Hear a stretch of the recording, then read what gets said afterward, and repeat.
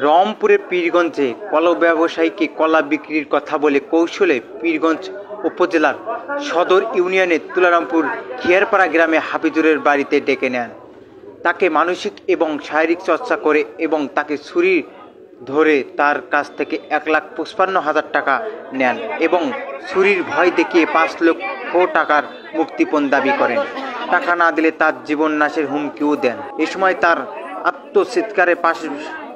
আত্মচিৎকারে পাশের বাড়ির লোক আসেন। জীবন বাঁচার তাগিদে উপস্থিত লোকজনের জীবন রক্ষার্থে হাতে পায়ে ধরেন। উদ্ধারকৃত ব্যক্তির বাড়ি একই উপজেলার 13 নং রান্নাথপুর ইউনিয়নের চেরাকপুর গ্রামের চান্দু মিয়ার পুত্র মঞ্জু মিয়া। সেই একজন পেশায় কলা ব্যবসায়ী এবং তার একটি বাইকও তারা ছিনতাই করে নিয়ে যান। ভিডিও চিত্রে থাকছেন বিস্তারিত।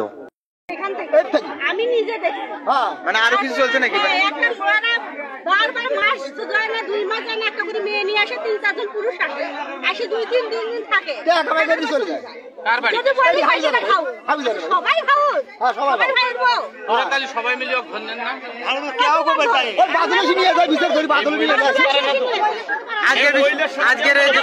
আমি দেখছি, আমি নিজে আসছি, আসিয়া বলছি যে আমার বাচ্চা নিয়ে আমি দৌড়েছি, ও বাবা ও মা ওই করে চিল্লাতেছে, কে টিউরি দিতেছে, আসি দেখি ওর মতো রক্ত বয়া করতেছে। আমাকে আর মারিস না, আমি কিছু করি না, আমার কোনো আমি সব ফিরুজ করছে, আমি কিছু করি না। আমার মারিস না, কয় কি চুপ, বেশি চিল্লালি পরে তোকে এখানে যাবো করবো, এখানে খুন করবো। টাকা কাটি নিছি, আমি টাকা কাটি ওগুলো দেখি নাই, কিন্তু যখন এখানে যাবো করবো তখন ওর আরো চিল্লায়, বাচ্চা তৈরিতে চিল্লা দিচ্ছে। তারপর আমি ওনার সবাই চলে যাও, আমি কেউ ভিড় করেন না, আমার মতো সম্মান নিয়ে চলে গেছে।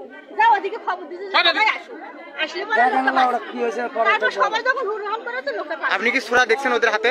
না, তখন একটা লাঠি স্টিলের লাঠি, উনি পা খোরা, সেই লাঠি নিয়ে বেড়ায়, সেই লাঠি দেয়। মানে মোটরসাইকেল কি পরে নিয়ে গেছে? আমি মোটরসাইকেল গাড়ি দিয়ে ওরা ওদের লোকে নিয়ে গেল।